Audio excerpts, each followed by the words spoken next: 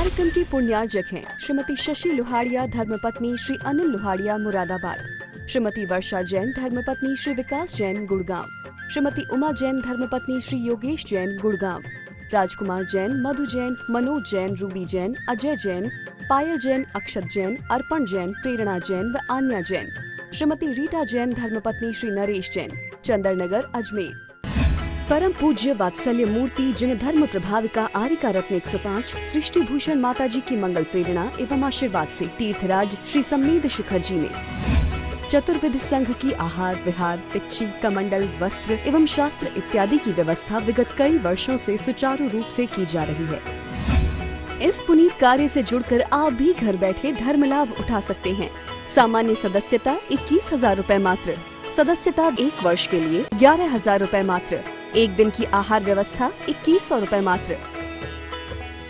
आप अपनी दान राशि निम्नलिखित खाते में जमा करा सकते हैं। Account name Srishti Mangalam foundation, bank state bank of India, account number 384026222185, IFS code SBIN 0000631, account name Srishti Mangalam foundation, bank ICICI bank, account number 0250050052258, IFS code ICIC 0000250।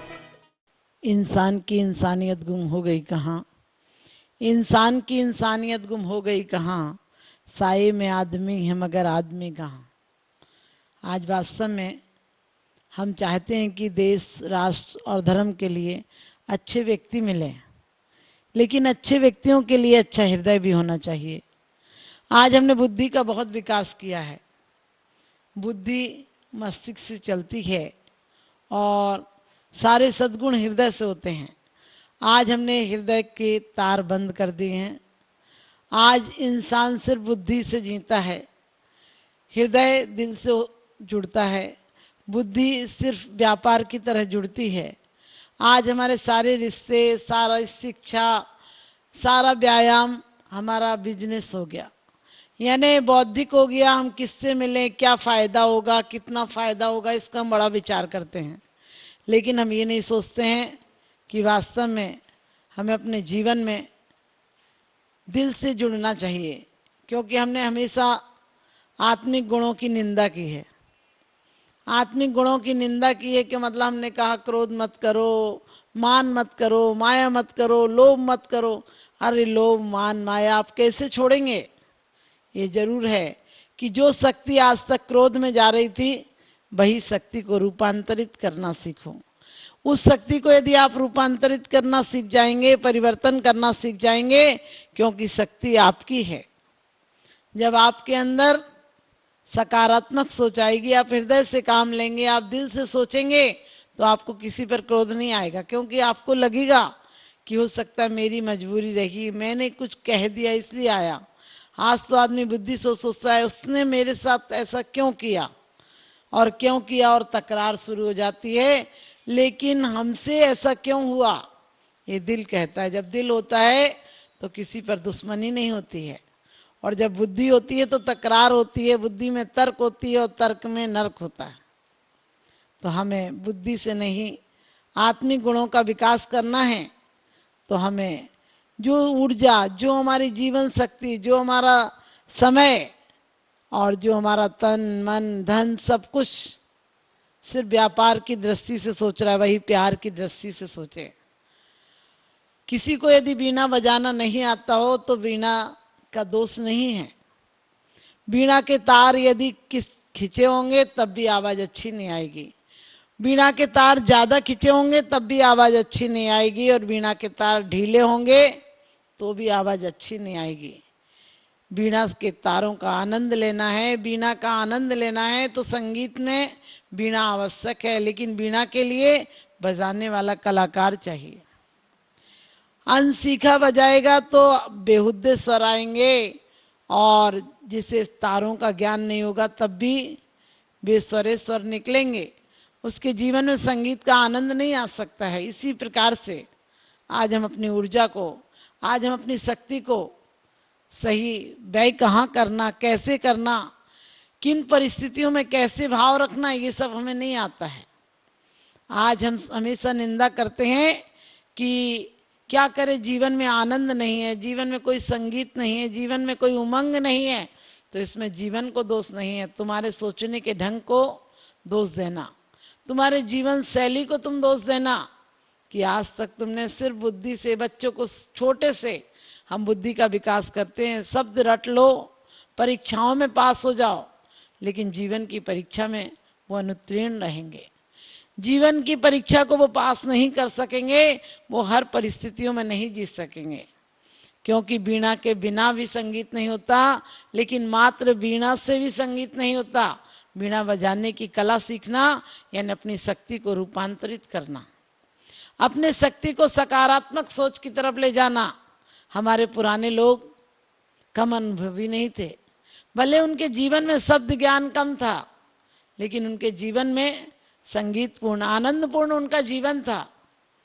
आज लोग क्लबों में जाते हैं, सिर्फ आनंद देखने जाते हैं, लेकिन वो आनंद पाते थे, उनके तार हृदय से जुड़े हुए थे और उन्हें जीवन का संगीत आता था। लोग जरा जरा से काम में आनंद ले लेते थे और फ्री का आनंद लेते थे, यानी चौपालों पर बैठ जाते थे, थोड़ा बहुत कुछ मूंगफली खा ली, कुछ खा लिया, इतनी सी चीज भी बांट कर खाते थे, और वो बांट कर खाना उनके जीवन में एक प्रेम और सौहार्द का प्रतीक था। उसके कारण वो आपस में मिल लेते थे और उनके जीवन भर का, दिन भर का टेंशन मुक्त हो जाते थे, आपस में बोल लेते थे। महिलाएं जरा जरा से काम में पड़ोस की महिलाओं को बुलाकर एक साथ काम करती थी। वो कोई बुद्धिहीन जीवी नहीं थे, बुद्धिहीन व्यक्ति नहीं थे, वो बहुत बुद्धि के विकसित व्यक्ति थे, जिनके हृदय के तार आपस में जुड़े हुए थे। और हृदय के तार जुड़े हों तो हर जगह आनंद आता है, हर वस्तु में आनंद आता है, हर परिस्थिति में आनंद आता है। पहले आप देखिए, हर त्योहारों पर लोग गीत गाते थे, नृत्य करते थे। आज नृत्य देखने जाते हैं क्लबों में। आनंद सिर्फ देखने का विषय रह गया, आनंद भोगने का विषय नहीं रहा, क्योंकि आज तक हमने अपनी शक्ति का अपव्यय किया है, शक्ति को हमने विकसित करना नहीं सीखा है। शक्ति कैसे विकसित हो? हमें जीवन में शक्ति का विकास करना है तो हमें चाहिए कि अपने आत्मिक गुणों को किस प्रकार से करें। पहले हमारे स्कूलों में सजा दी जाती थी, अब तो हर तरह का पनिशमेंट बंद हो गया, क्योंकि लोग सोचते हैं कि बच्चों को आनंद से जीने दो। अरे आनंद से नहीं, कई पॉइंट उनके ऐसे होते थे, जब उन्हें सजा दी जाती थी तो वो पॉइंट उनके विकसित हो जाते थे। लेकिन आज जीवन में हम किसी प्रकार की बच्चों को सजाएं नहीं देते हैं, किसी प्रकार की प्रताड़ना नहीं देते हैं, किसी प्रकार से बच्चों को डांटते नहीं हैं। माँ बाप सोचते हैं बच्चों का विकास कर रहे हैं, बच्चों को प्रेम पूर्ण बना रहे हैं, लेकिन नहीं, आज प्रेम पूर्ण नहीं बना रहे हैं। जो बच्चों के सेल चार्ज होना चाहिए, जो बच्चों के अंदर शक्ति, क्रोध भी आता था बच्चों को जब पिटते थे, तो कभी कभी सुनाने के बाद जब वो अपना पाठ सुनाते थे तो उन्हें स्वाभिमान भी जगता था, कभी कभी उन्हें चीजों के प्रति आसक्ति भी जगती थी, लेकिन कभी कभी देन लेन की प्रक्रिया में वो देना भी जानते थे। लेकिन आज सारी प्रक्रिया हमारी समाप्त हो गई है। हम सिर्फ बच्चों को हर फरमाइश उनकी पूरा करते हैं और सोचते हैं हमने बच्चों के साथ बहुत हित किया है। बच्चों के साथ हित नहीं, आपने अहित किया है। अपने जीवन काल में वो बच्चे किसी कामयाबी को नहीं पाएंगे। क्यों नहीं पाएंगे? क्योंकि आपने उनकी हर फरमाइश पूरी की है।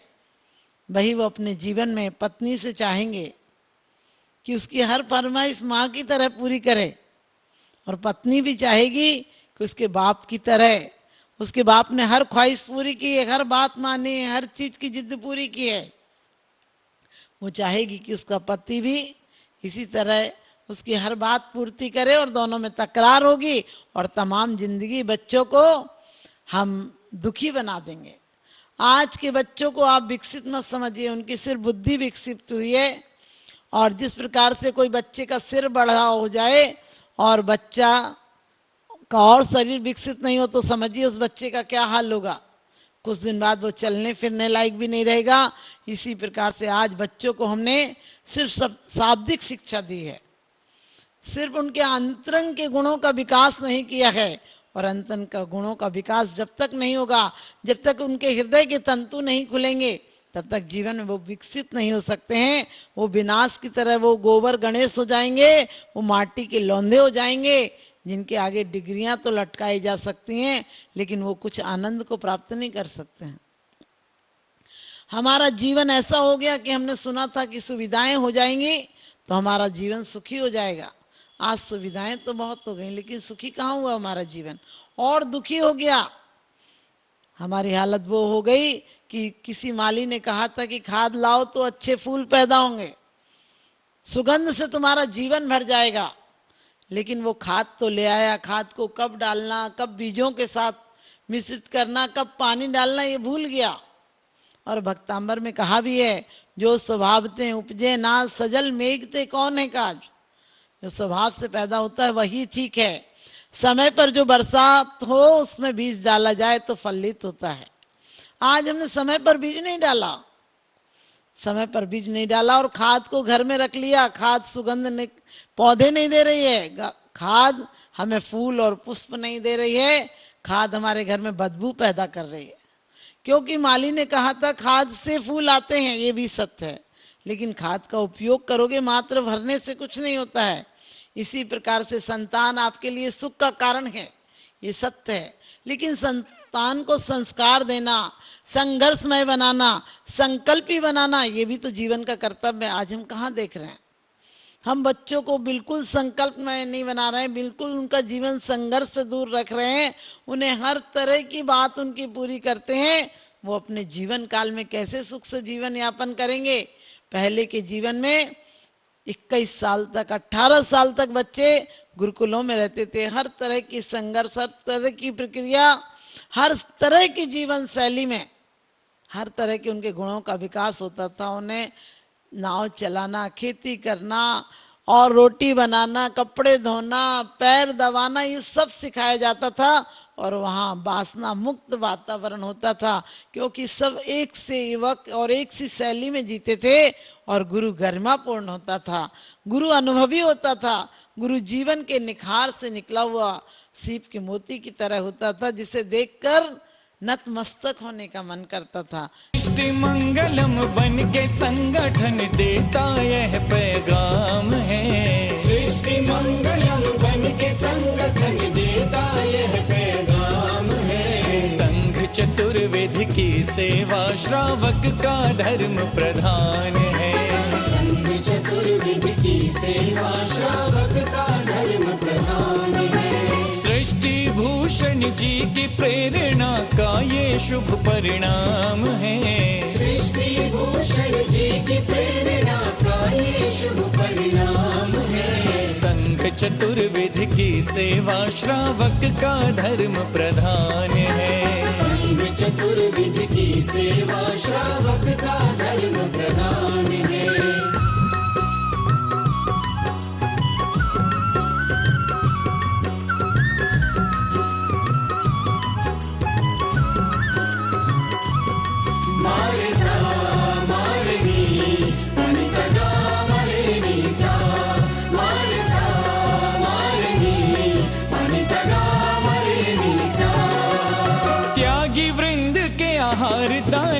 तू जो सदा संकल्पित है, वर्षों से संकल्पित है। आदिनाथ सृष्टि आदर्श सेवा समिति संचालित है। सेवा समिति संचालित है। सम्मेद शिखर में शोभित, साधु सेवा में समर्पित। सम्मेद शिखर में शोभित, साधु सेवा में समर्पित। दूर करे साधकों की चर्या में जो भी व्यवधान है। दूर करे साधकों की चर्या में जो भी व्यवधान है। संघ चतुर्विध की सेवा श्रावक का धर्म प्रधान है। संघ चतुर्विध की सेवा श्रावक का धर्म प्रधान है।